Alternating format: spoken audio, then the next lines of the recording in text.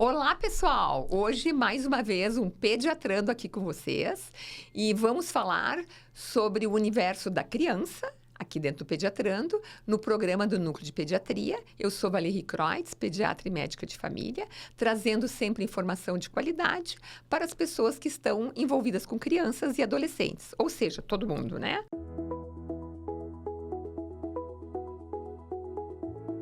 Hoje nós vamos trazer uma pessoa muito importante no ramo do sono, que é a nossa querida pneumologista pediatra, a doutora Daniele Dalmora. Ela é médica pneumologista, com formação no renomado Instituto do Sono em São Paulo.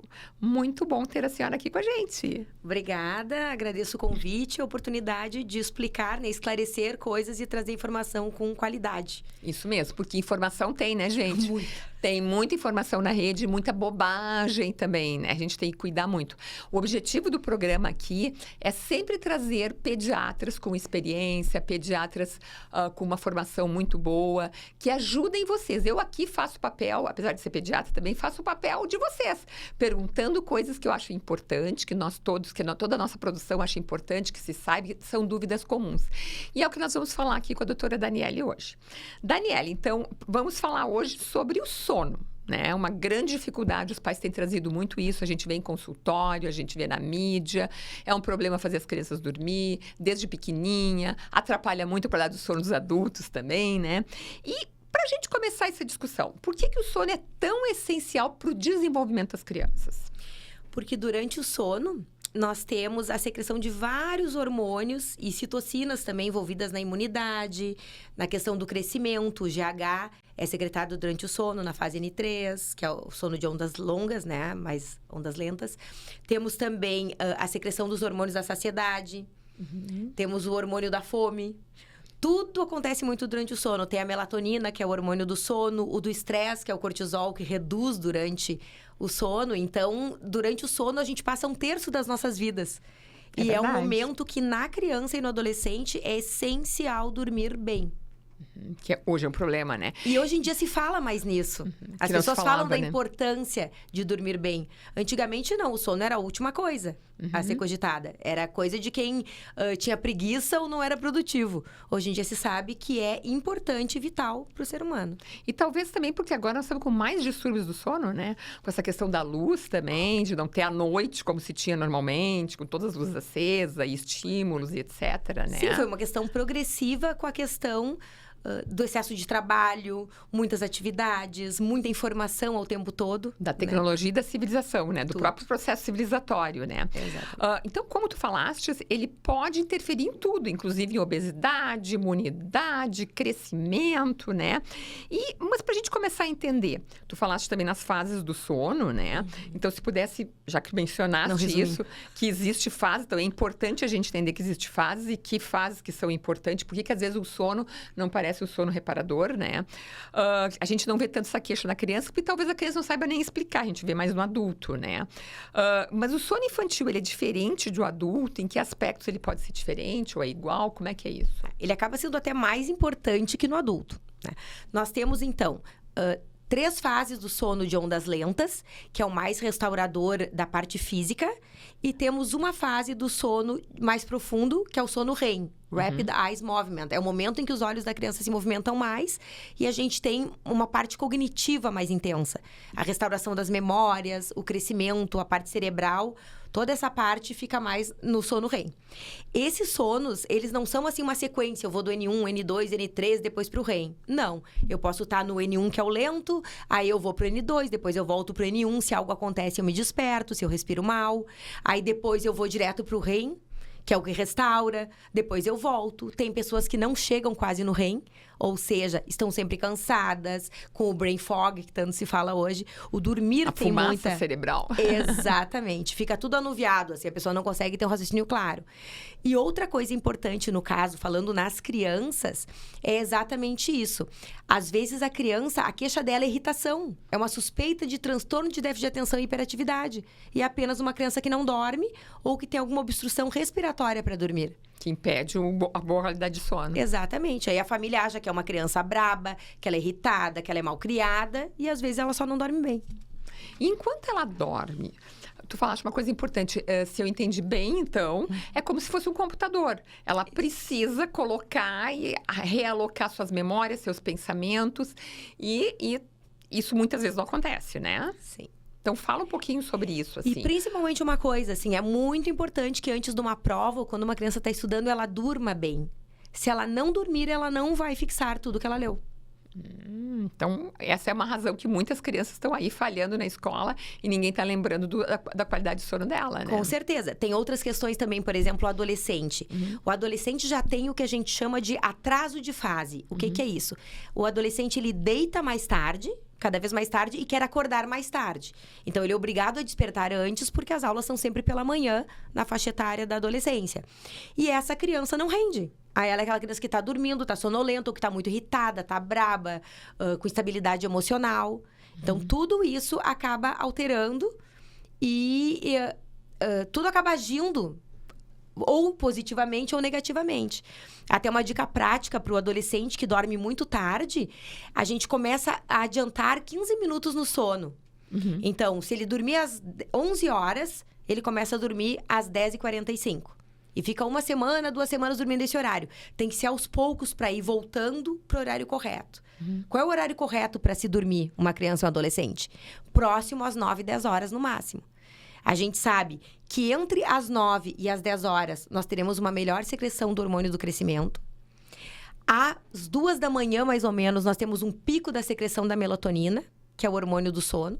Nós temos, na primeira parte do sono também, muita secreção de citocinas, que são as células de defesa, que coordenam as nossas células de defesa imunológicas para que trabalhem bem. Por isso aquela história, né? A pessoa está resfriada, ela deve justamente dormir mais em repouso. A gente nega isso pro nosso corpo, mas é extremamente essencial. Nos quadros virais, a gente precisa de repouso. É isso, a gente vê ainda que às vezes a criança, até os pais insistem que ele vá para aula, ou que vá para escolinha, a criança está lá ruim, depois não entende que a criança não sai do antibiótico, não sai da... O próprio adulto. Também, né? Mesma não se coisa, dá né? essa... Nós temos um mundo, assim, muito... Que tem que melhorar. Produtivo. Tu tem que produzir, não interessa se tu tá arrasado. E aí a gente acaba adoecendo e, às vezes, até ficando muito doente. Sim, aí que mora o problema, né? Existe um número X de horas para cada faixa etária? Existe uma margem, assim como o adulto, né? No adulto, nós temos o grande dormidor, que é uma pessoa que tem que dormir mais de 8 horas. A média seria... existe uma coisa, um caráter individual. Existe uma questão genética. E pode existir para criança também, já. Com certeza, a criança já tem. Meu grande medo quando eu engravidei era que a minha filha fosse curta dormidora. E realmente ela era. Ela é? E eu sou a longa dormidora. Até foi por isso que eu estudei sono. Porque me incomodava muito precisar dormir. Mas cada organismo é um. A gente tem que respeitar as individualidades. Então, quanto à questão do sono... nós também secretamos a questão da grelina e a leptina. A grelina, eu brinco que é um gremlin. É aquela coisa que quer comer, comer, comer, comer. E esse hormônio é muito secretado na madrugada. Então, se a gente não está dormindo naquele horário, nós vamos ter uma secreção maior de grelina. A leptina, que é o hormônio da saciedade, ela também está em fases menores na madrugada. E se ela for adequadamente produzida, nós vamos ter um hábito alimentar mais saudável. Por isso que é muito comum o trabalhador noturno aumentar de peso. Sim. Porque a gente desregula toda a questão hormonal. Tá. E também muito ruim aquela criança ou adolescente que acorda de madrugada e vai comer, né? Com certeza. Porque ela vai ele não está com padrão, sono restaurador, tá deitando um horário mais tarde do que deveria. Então, o sono noturno, ele não é substituído pelo sono diurno. Não tem como. Porque toda a nossa fisiologia, nós somos uma máquina que anda em homeostase. Tu mexe em alguma coisa, mexe em todo o resto. Altera tudo. Altera tudo. E quais são os distúrbios do sono mais comuns na infância? O principal de todos, nas crianças menores de 3 anos, é a insônia comportamental. Então, isso tem a ver com os hábitos familiares e da própria criança que não estão adequados. Porque a criança não nasce aprendendo a dormir. Depende do quanto o adulto acaba intervindo na rotina dela. Se eu ensinar o meu filho a dormir com tapinha, quando ele se despertar, ele vai precisar do tapinha para induzir o sono. São hábitos associados ao sono.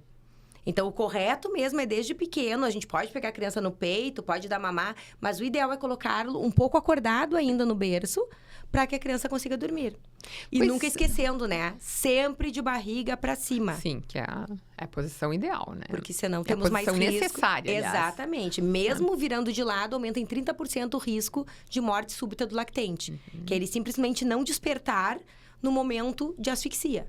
Por questão cerebral, respiratória, cardíaca, várias coisas influentes. Tá, e esses costumes que às vezes os pais colocam, as avós colocam na hora da criança dormir, que como tu falaste, um pode ser bater, o outro pode ser ficar conversando até que a criança desmaie de sono. É, né? aí Ou quando lendo a uma criança história, acordar, ou- ela vai querer conversar também, porque é o É estímulo ruim, que ela então, tem pra né? dormir. Na verdade, a gente deveria, desde pequenininho, deixar a criança, né? Eles já sabem se autoninar desde que a gente permita. Mas nós, adultos, temos mania de chacoalhar, sacudir, A gente acaba bater, interferindo, agitar, né? E a criança acaba se acostumando com isso. E aí depois é um problema. Aí depois, exatamente, quando é bebezinho, a gente não sente tanto porque eles despertam regularmente para se alimentar. Mas depois vira uma tragédia. E não tem remédio mágico que resolva isso. Sim.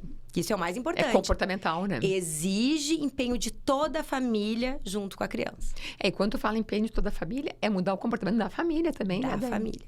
As rotinas, os horários, o som, ficar com a TV ligada, não ficar com a TV ligada. Vamos falar sobre isso, estimulantes, né? Que acabam sendo... que a gente pensa em estimulantes só como se fosse cafeína, mas tem outros estimulantes, né? Sim, com certeza. A luz azul dos eletrônicos de hoje em dia, né? A gente tem mania de ficar no ar-condicionado, celular até o tudo. final. Tudo isso acaba interferindo. E principalmente na secreção da melatonina, porque nós temos 2 estímulos que nos fazem dormir.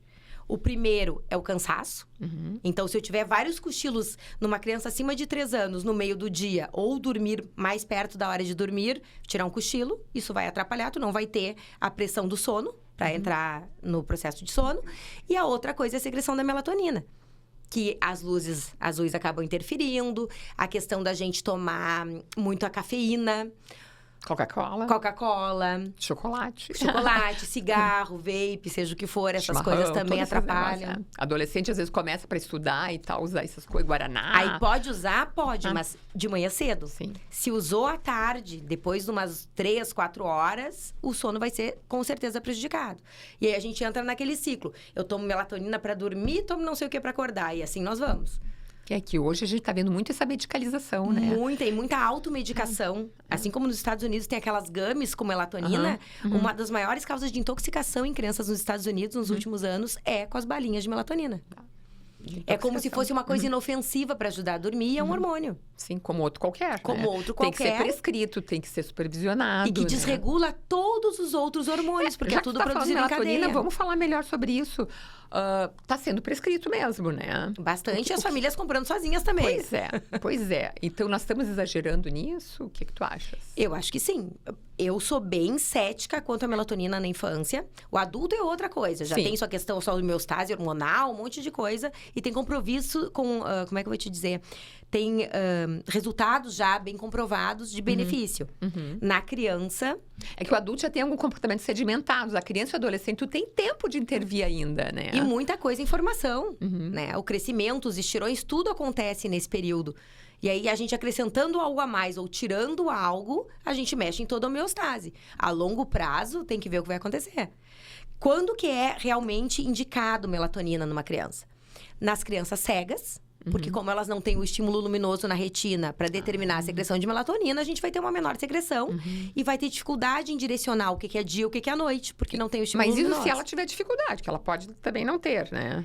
É mais difícil, pode não ter. Mas, na maioria dos casos, acaba tendo alguma alteração. Outra coisa, às vezes, em algumas síndromes. Tem síndromes que secretam menos melatonina.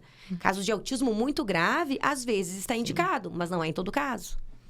Então, tem que ter muita cautela. Eu acho que mexer na questão hormonal de crianças, sem ter um problema já detectado, tipo um atraso de crescimento, alguma coisa, é uma coisa muito arriscada. Eu acho muito perigoso, porque o problema disso tudo vai ser colhido lá na frente. E às vezes a gente não sabe nem a consequência que isso vai dar no Exatamente, futuro, os estudos são muito recentes nessa Sim, parte. a gente vai saber talvez Estudos daqui a de 10, sono 20 começaram anos. no final da década de 70. Sim. A gente aprendeu a importância de dormir há pouco tempo. Sim. Então, como é que a gente vai saber o quanto isso interfere na vida de uma criança? E dormir com a televisão no quarto, com fone de ouvido, como a gente tem visto. Adultos, inclusive, né? Não, é péssimo. A pessoa não vai ter o mesmo sono restaurador. O que tu aconselha? Tirar a TV do quarto? O ideal é não ter TV no quarto. Até uma briga lá em casa é essa. Minha filha queria TV no quarto. Com TV no quarto, não. É péssimo por questão de hábito. E é um A estímulo, luminosidade, né? a pessoa vai ficar ali, ela dorme de cansada, mas a melatonina não vai ser a mesma, não vai ter a mesma secreção. A regularidade do sono não vai ser a mesma. Assim como a bebida alcoólica. A bebida alcoólica parece que te coloca mais um sono profundo, mas tu não vai no sono restaurador. Tu fica só no de ondas lentas e não consegue ir pro sono REM, que é o que restaura a memória. O sono profundo, que é o que ela precisa no aprendizado dela, Exatamente. Né? Perfeito, tá. Quais os principais erros cometidos na rotina que acabam atrapalhando o sono restaurador? Então, tu já falaste de alguns deles, né? Como é que tu maneja isso no adolescente, especificamente? Conversa, ou às vezes tu tem que impor, botar um limite.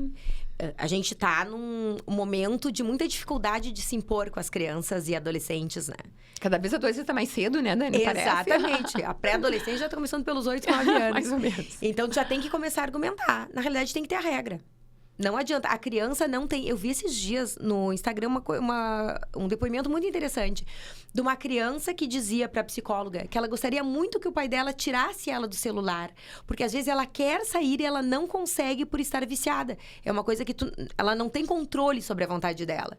Isso me chamou muito a atenção. O quanto a gente está achando que a criança realmente está interessada naquilo ou o quanto ela está dependente daquilo. Adição, né? Recebendo estímulos de aumento de dopamina rápido pelas cores, pela mudança de impulso, pela questão de uma satisfação constante. Tu não tem o tédio. Vai trocando de um anagrama para o outro.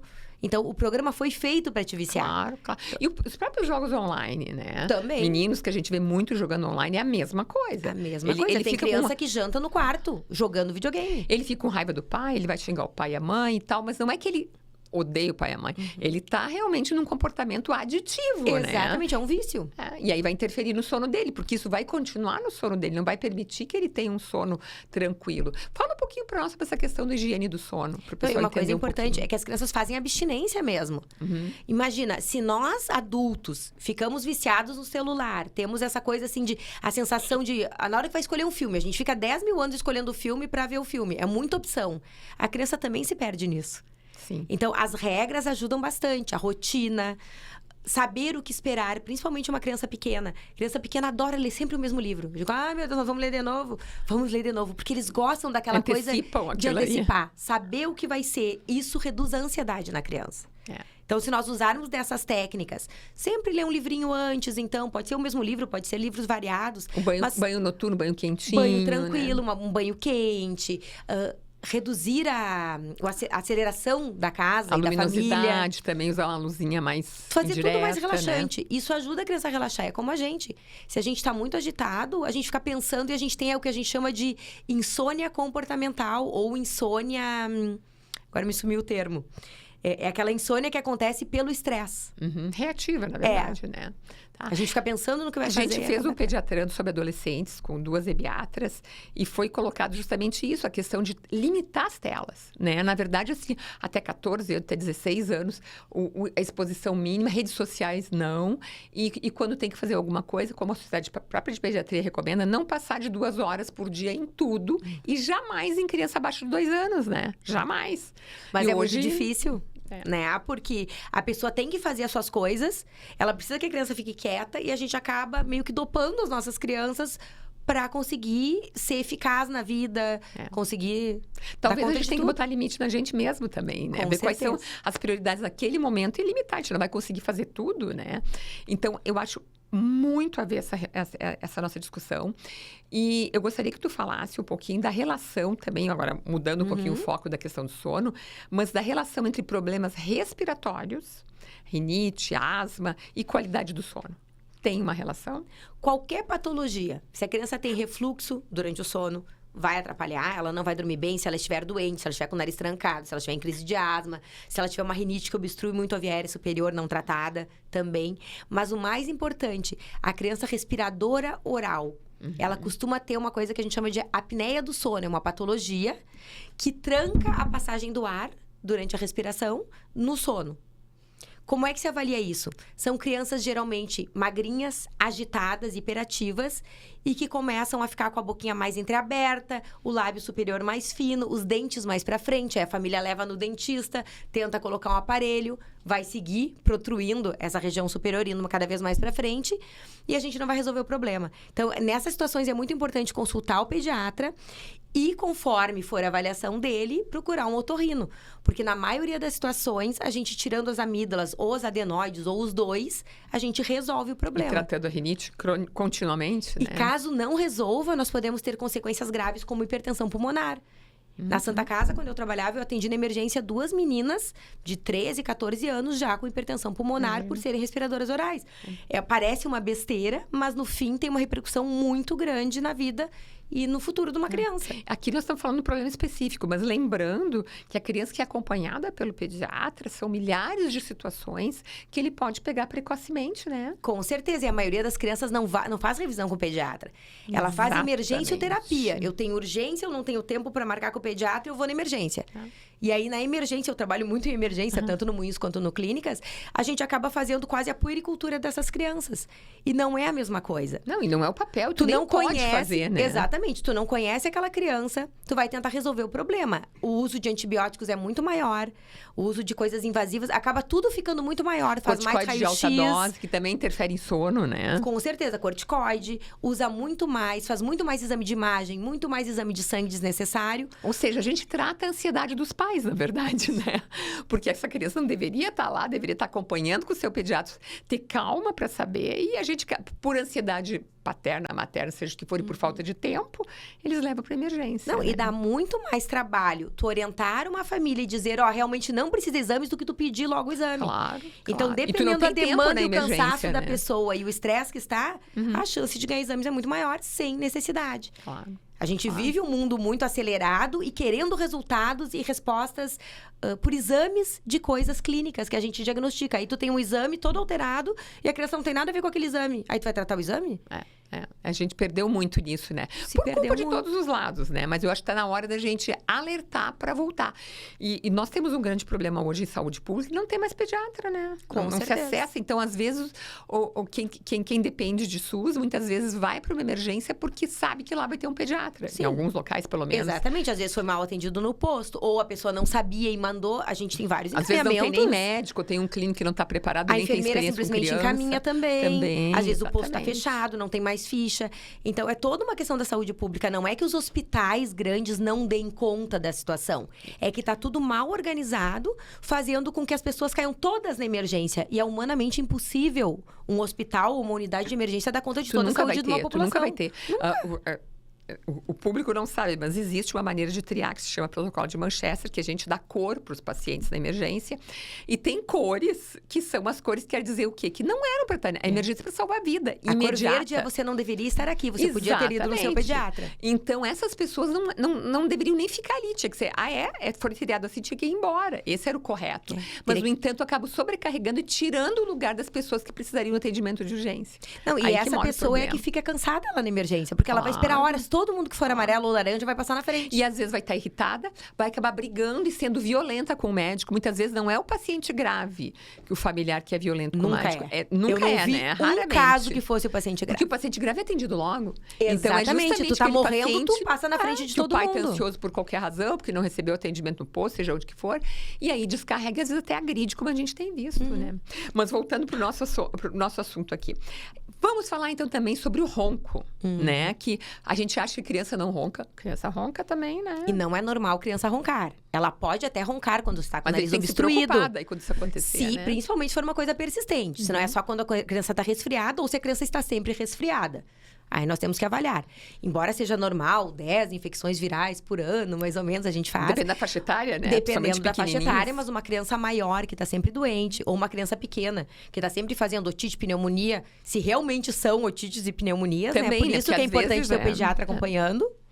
Foi na emergência, no outro dia já marca o seu pediatra, né? Exatamente. Ou tenta o seu pediatra antes. Eu atendo vários pacientes que tinham consulta com o pediatra em 2 horas e resolvem na emergência antes. Ansiedade. Porque talvez precisasse de um raio-x. Claro. Ansiedade, né? De novo, ansiedade. Aí tu vai no meio de um monte de vírus, fica esperando horas. Já a criança sai com fica... outra virose. Com certeza. É todo um sistema que eu acho que nós precisamos mudar mesmo. Então, e essa questão de ronco? Como é que se aborda? Como é que eles desconfiam que algo não é normal? Procura quem? O pediatra mesmo? Pode ser direto o pediatra, com certeza. Principalmente uma criança que faz acompanhamento regular. É muito importante observar a questão do respirador oral. Se o seu filho está sempre com a boquinha aberta, assim... Ou mexendo no nariz, fuçando o tatu. Não é normal isso. Isso é sinal de coceira na via aérea, coceira no nariz, e ele talvez esteja precisando tratar. E o bico, ele interfere? O bico acaba interferindo em toda a questão ortognática, né? A parte do dentista ali mesmo. E aí, outra coisa que chama atenção é uma criança que começa a perder o bico à noite, que a família tem mania de usar o bico, e tá perdendo o bico à noite. Ela tá dormindo com a boca aberta, acorda toda babada. Bom, tem algo errado. Então, sempre que notar que a criança é um respirador oral, vale a pena conversar com seu pediatra. E, na maioria dos casos, provavelmente seja avaliado por um otorrino. Sim. Porque a hipertrofia de adenoides, que é a famosa carne esponjosa, que é atrás do nariz, ou as amígdalas grandes, por muita amidalite de repetição, por ser uma criança muito alérgica, é a principal causa de distúrbios de ronco na infância. Tem agora a obesidade, porque as crianças estão ficando cada vez mais gordinhas. E também tem muito a ver com sono isso. E a obesidade vai interferir, então, no sono também, Também, né? Porque nós vamos ter daí maior pressão na via aérea. Esse é o mecanismo principal dos adultos. Que é a flacidez da via aérea superior e mais gordura acumulada na região cervical. Mas já na criança, isso está acontecendo agora, porque eles estão tendo um comportamento quase de adultos, né? Precocemente. Tem 3 tipos. Tem o gordinho sonolento, que a gente diz, que é um fenótipo da criança que não dorme bem. E tem o magrinho agitadinho, que é o mais comum ainda, mas agora com a obesidade está aumentando. E as crianças com alterações faciais, com dismorfias, que daí outras questões. O queixo que vem muito para dentro, que tem que fazer um avanço. Aí tem várias questões anatômicas, mas daí é um grupo mais fácil de detectar. Claro, claro. E o pediatra acompanhando, ele vai ver isso e vai mandar, se for um caso, vai mandar para o especialista correto, certeza. né? E o pediatra está cada vez ficando mais tempo em formação. Claro. Eram 2 anos na minha época, já virou 3. A especialização, que era de 1 ano, todas estão virando 2, às vezes 3. Então, são pessoas que estão saindo com uma formação de bastante tempo. Muito boa, né? Exatamente. Ele é o médico. A gente precisa, o médico da criança é o pediatra. A gente precisa do pediatra avaliando. Principalmente na rede pública, que é onde eles não têm acesso a outro profissional. Às vezes consegue o médico da família, mas nem sempre. Nós estamos lutando aqui pela volta do pediatra assistência básica. A gente vê que é importante. O médico de família é importantíssimo. A gente tem que ter mais médicos de família. Mas junto com ele, o pediatra que empodera o médico de família. São 2 profissionais básicos que tem que... Todo local que atende criança tem que ter um pediatra, né? Isso é bem importante aqui. Para a gente terminar aqui, quais são sinais de alerta que a família está dormindo mal? Bom, primeiro é dormir muito tarde, né? A família exausta, a criança acordando exausta, a família não conseguindo descansar. Tem também a questão dos roncos, dos barulhos. Isso vale tanto para adulto. Não é normal, nem adulto, nem criança roncar. Se a gente está roncando, tem que agir. Porque eles podem interferir no sono dos outros também, né? Alguém roncando. Eu vejo, às vezes, queixa no consultório de filhos se queixar do pai ou da mãe roncando. Porque interfere no sono deles também, né? E no momento em que a gente desperta, o que acontece? A gente desorganiza todo o sono. São ciclos e a gente não aprofunda e não aprofundando. O principal é a questão da memória, do desenvolvimento neurológico. E a gente começa assim, não é normal que uma criança até 3 meses durma a noite toda. A gente não espera isso, porque a secreção de melatonina começa aos 3 meses, mais ou menos, a detecção. Mas nós sabemos que essa criança precisa desenvolver muito o físico e o mental. Então, ela vai ter muito mais sono REM que os outros.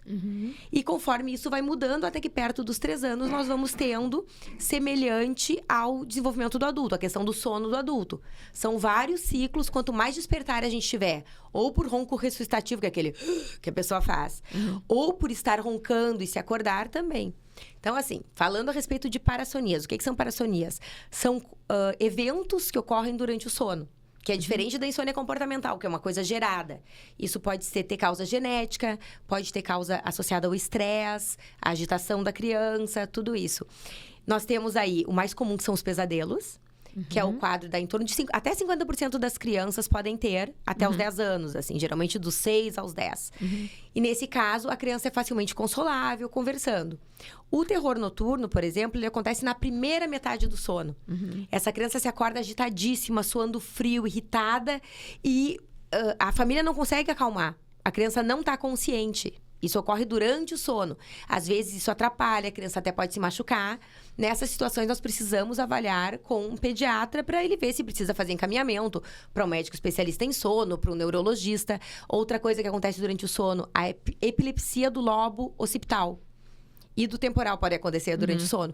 Mas é uma coisa que tem que excluir crise convulsiva, se a criança se debate muito. Então, tem várias nuances que acontecem durante o sono e que a gente precisa E que aí avaliar o pediatra acompanhando, ele vai conseguir É uma queixa ver a comum, diferença, o sono, né? para o pediatra. E é difícil abordar numa consulta todas as questões. O sono, alimentação, crescimento. E por isso a necessidade de acompanhamento, né? Desde o primeiro mês de vida, onde vai ser abordado todos os diferentes problemas de cada faixa etária. Exatamente. Daniele, muito obrigada. Eu acho que foi muito... Queres dar alguma palavra final aqui para o nosso público? Eu acho que o principal é isso, valorizemos o sono. Muito importante, né? E valorizamos o pediatra também. Com certeza, o pediatra, para ajustar esse sono quando necessário. Muito obrigada. Foi uma aula de conhecimento. Agradecemos muito. Esperamos contar contigo de novo por aqui, brevemente. Com certeza. Okay? Obrigada. Muito obrigada, pessoal. Espero que tenham gostado. Por favor, compartilhem, curtam, porque esse programa só existe se vocês curtirem, tá? Muito boa noite para todos.